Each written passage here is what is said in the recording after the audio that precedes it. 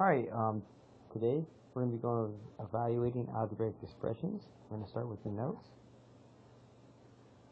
And just for this little activity to see if you guys are paying attention and actually listening, to get full credit for these notes, we're going to be looking for keywords.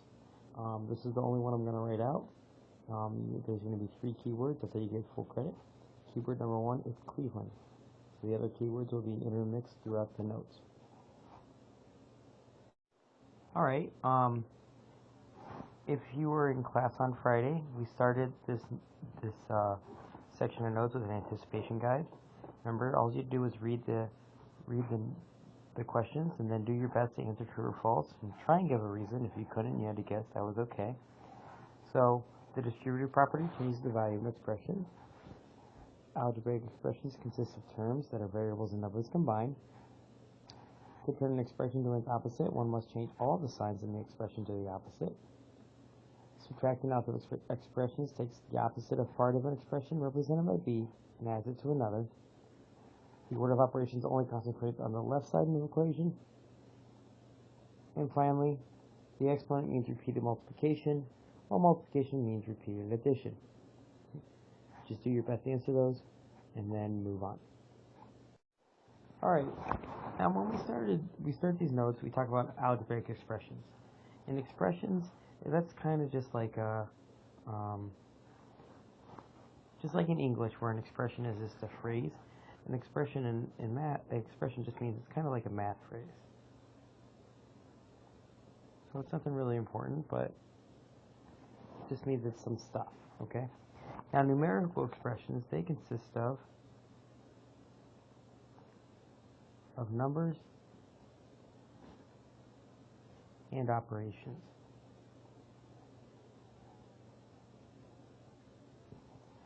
A good example of a numerical expression would be 1 plus 1. That's a numerical expression. Or 6 times 4. That's a numerical expression. Or we could make it really complicated. And we could make it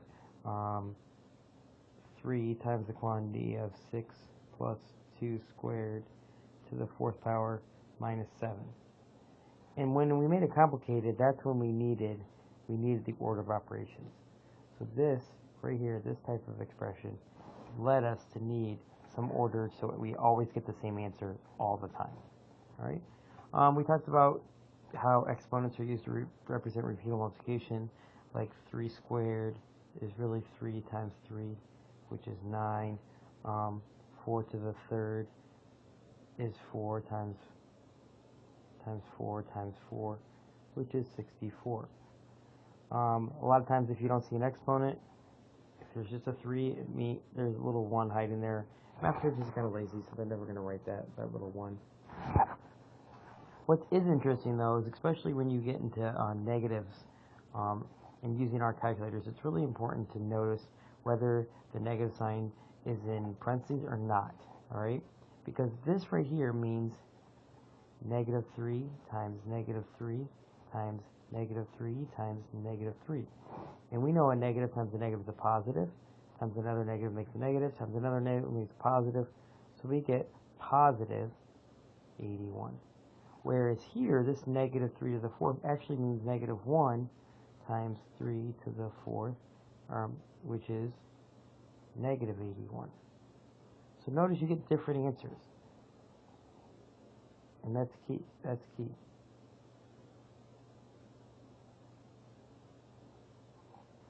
Many of us have heard of PEMDAS. So remember, please excuse my dear Aunt Sally's how I remember it, or parentheses, exponent, multiplication, division, addition, and subtraction. Alright? So we always do it in order. A lot of times you do multiplication left to right, addition, subtraction left to right, and so forth and so forth. Okay? Now remember, we need that order of operations because we need to get the same answer every time. If we're not getting the same answer every time, then we're making a mistake, and that's why they created the order of operations. So in this problem, we're going to follow the order of operations. So the first thing I do is look inside the parentheses. I see 1 minus negative 3. Now hopefully remember that when you subtract a negative, it's like adding the positive. So after you do the parentheses part, you end up with negative 8 plus 5 times 4 to the third. Okay? And now we're going to continue on forward. We're going to do the exponent part next.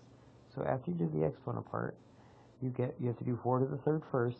You end up with negative 8 plus 5 times 4. 4 to the third is 64, so you have 5 times 64.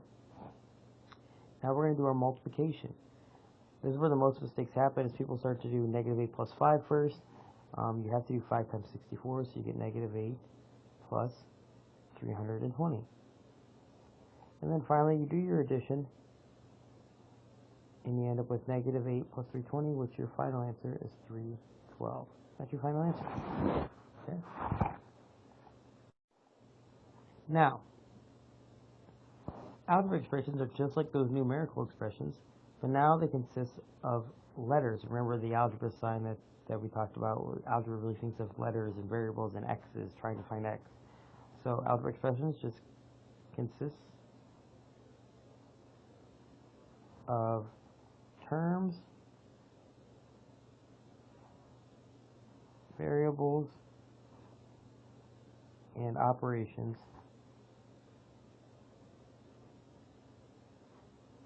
combined. Now remember, a variable is just an unknown. A variable is an unknown represented by a letter.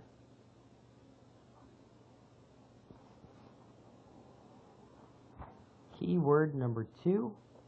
Keyword number 2, Indians.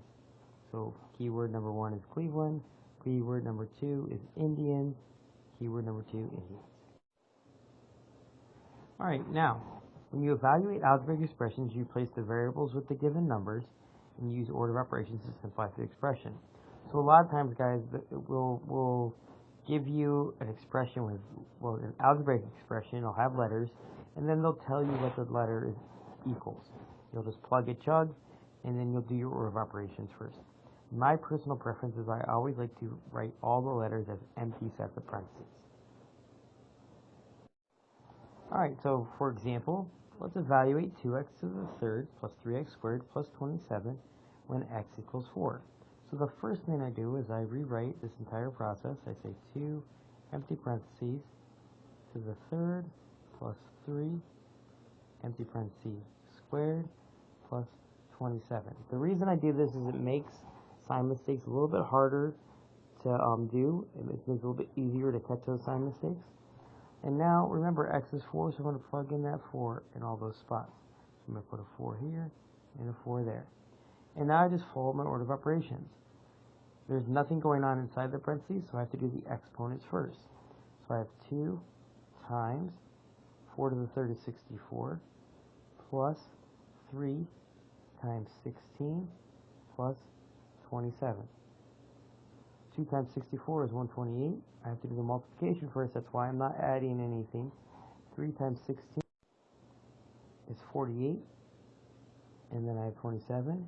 Now I do all this addition first. Again, so I have 128 and 48. That's 176. So I end up with 203. Alright? And that's it. That's the simplest way we can explain it. Alright, now, when we just simplify, now notice there's a difference between evaluate versus simplify. Evaluate usually has a number answer. So evaluate is usually going to have a number answer.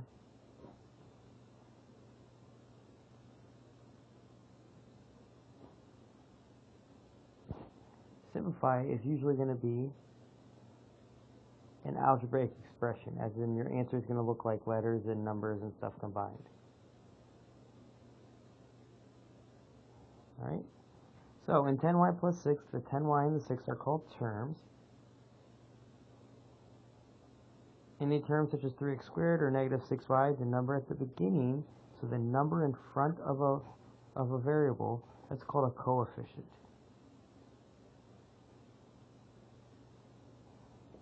Alright?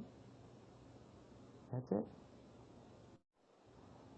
Alright, terms such as 10y and negative 6y are called like terms.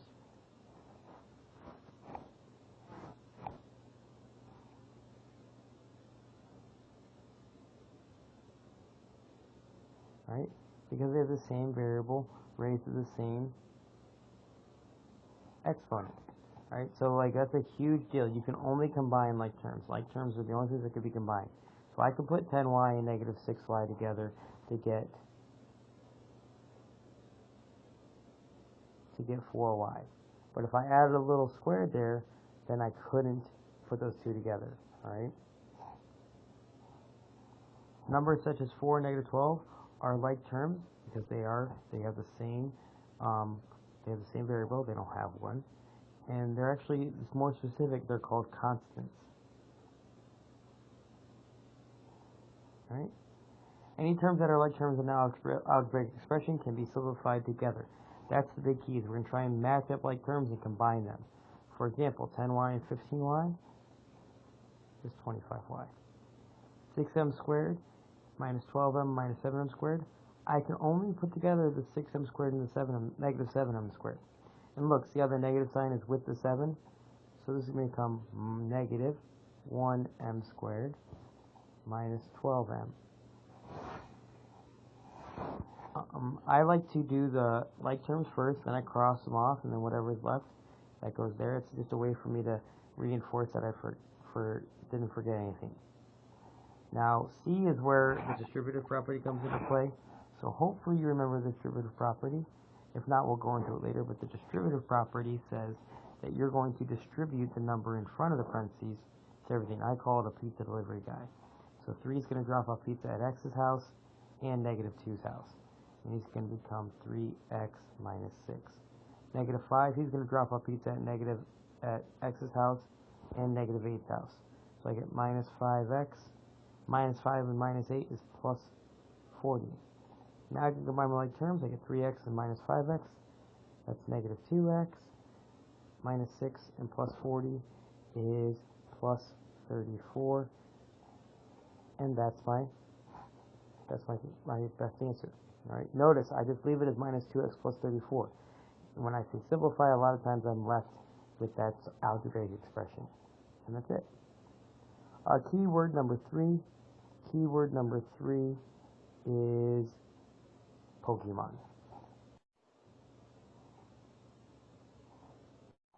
Alright, so we're going to review all the terms we went over in these notes so far. So remember, if you can, algebraic expressions are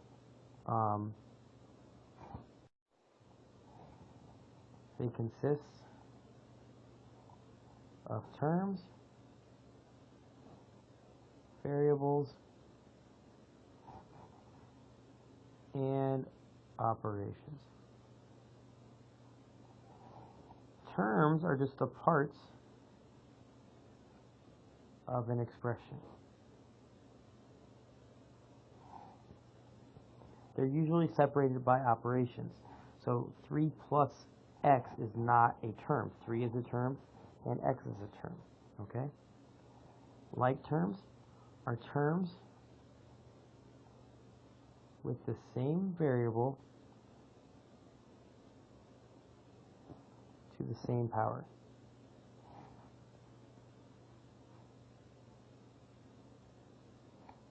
Okay? Coefficient is the number multiplying by a variable. It's located in front. Example, 3x, 3 is our coefficient. Constant is the number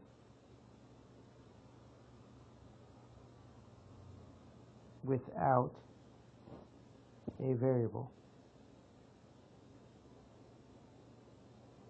Right? So just recapping all those terms. Alright, so here's some examples. Now remember, it says add. A lot of times it will say simplify.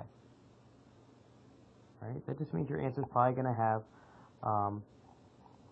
an algebraic expression as the final answer. So, because there's a plus sign in between the parentheses just disappears, so you can cross them off if you want. And I'm going to combine my x's, right? So 3x and 2x, that's 5x. I cross them off so I don't accidentally use them again. Now I have 4 and negative 1. 4 plus negative 1 is just 3, so my final answer is just 5x plus 3.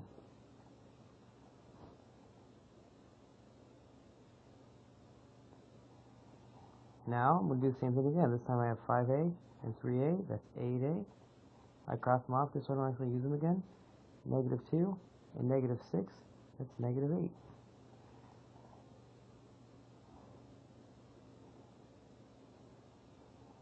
I have 2x plus 2x and negative x, so 2x minus x is just 1x. Now notice, I didn't have to put that 1 in front this time. I just did x plus 3 plus 7 is plus 10.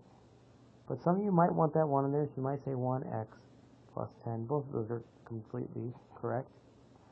Distributive property. Remember, distributive property says I have something outside of parentheses and some stuff inside parentheses.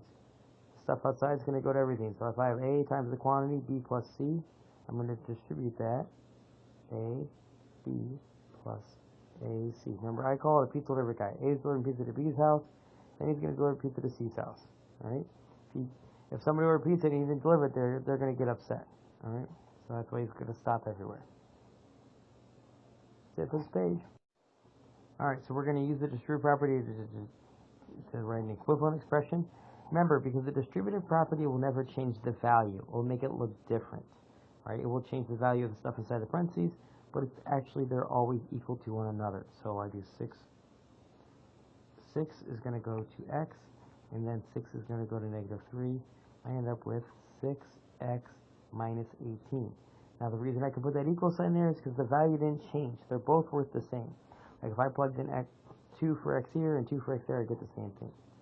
Now remember, it doesn't matter where the number is at, or the object is at, or the term in front of the parentheses. It could be behind the parentheses, but there's nothing else going on, so the n actually goes to both.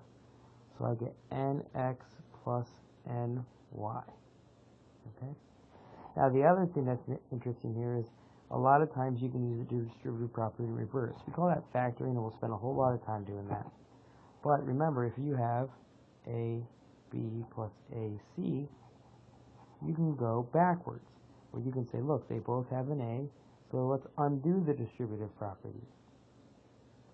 So that's what we're going to do here. I'm going to say, look, oh, they have both have a 4. Now, a lot of times you would see this as 4x minus 28, and you would have to think in your head that 28 is 4 times 7. Right? But I broke it up for you so you could really easily see they both have a 4 in common. So that 4 is what the a would be. And then I have x minus 7. And I can always check it. I can distribute that and see if I get the same thing. And I do. Once again, here, I see they both have an n in common. So that's the guy who dropped off pizza. He dropped off pizza at m's house and minus 3's house.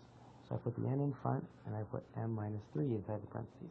That's undoing the distributive property. Alright, opposite expressions. If there's an expression doing its opposite, one must change all the signs in the expression to the opposite. Alright, so if there's one term, you change one term. If there's 3 terms, you change 3 terms. If there's 5, you change 5. Right? If it's positive, you change to a negative. If it's negative, you change to a positive. So the opposite of 17 is negative 17.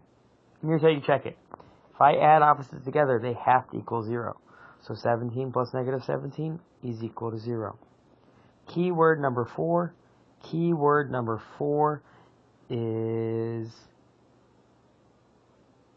falcons. Negative 13. The opposite of negative 13 is positive 13. Because if I add those two together, they get 0. Now 2x the opposite of 2x is negative 2x. Or sometimes people just say the opposite of 2x. Some people don't like putting negative 2 in front of don't like saying the negative sign. But I'll say either or. Now, negative 6a, the opposite is positive 6a. 9y plus 3, 7, I have negative 9y minus 3, 7, minus 3z, I don't know why I said 7. 14a, the opposite of 14a is negative 14a. I have minus b, so I gotta add b. See how I changed both signs? You can always check your work. If you combine everything, they should always equal 0. If I added those two, I would get 0. If I added those two, I'd get 0. If I added this plus that, I would get 0. So, negative 5c, I'm going to make that a positive 5c. I have negative minus 3d, so I'm going to make it positive 3d. Negative 3q, so I make that positive 3q minus 8r plus s. Finally, I have the opposite of a plus b plus c minus d plus e. Just change all those signs. Okay? Pretty simple stuff. And there's always a self-check. That's the good thing about a lot of this. There's always a self-check. Alright, so when you subtract something from something else, the first thing you do, it's just kind of like adding the opposite. So a lot of times you'll add the opposite. It's not always the easiest way to do it, so you don't always have to do that. It might not work for everybody, but that's what we're going to attempt to do. So for example, if I was just subtracting these two, I wouldn't change anything. I would just do negative 8 minus 2y, so I'm going to just make it minus 10y. Because there's no parentheses, I wouldn't make a first step. I'm not going to make it more complicated than I have to. But here, I have a negative sign, and it's in front of parentheses, and that negative sign has to go to everything inside that parentheses. So I'm subtracting this whole quantity. So I look at it as distributing the negative sign or changing the parentheses to the opposite. So my first step is going to make this 7d minus 1 plus d. Now I can combine my right terms. I end up with 8d minus 1. Now, a lot of times the negative sign, the parentheses is kind of like a stop sign. It tells me to stop and do something. So I look at this first parentheses, there's nothing in front of there, I don't have to do anything. This one does not change. This one does change because the negative sign's in front of it. So either change both those signs. The opposite of 5a is negative 5a. The opposite of negative 5 is positive 5. Or think of it as distributive. I don't mess with 2a minus 1. Now I combine my like terms. 2a and negative 5a is negative 3a. Cross them off because I'm done. Negative 1 and positive 5 is positive 4. Cross them off because I'm done. Everything's taken care of. Now look, in the next one I have 3 sets of parentheses. This one, don't worry about it. It doesn't change. It just stays 2x plus 3. This one changes, so I distribute the negative. I get negative 4x plus 5. This one doesn't change because there's a plus sign in front of it. The only time you have to worry about parentheses changing is if there's a negative sign in front of it. So 2x, negative 4x, and 6x. 2x minus 4x is negative 2x, plus 6x is positive 4x. I crossed them out because I used them all. 3 and 5 is 8, minus 7 is 1, so my final answer is, oops, I put the wrong book.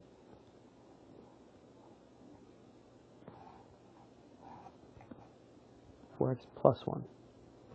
Now here I have to change twice, alright? So 4y plus 9 doesn't change.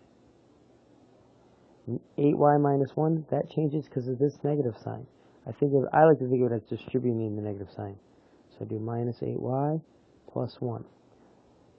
The last set of parentheses changes because of the negative sign in front. So I make it minus 7 plus y. Combine all my terms. Like terms.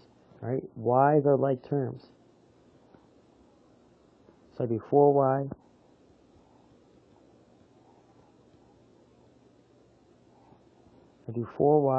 minus 8y is negative 4y plus another y is negative 3y. Cross them off because I'm done. 9 plus 1 is 10. 10 minus 7 is 3. And then I'm done. So, just to clarify, only like terms can be combined.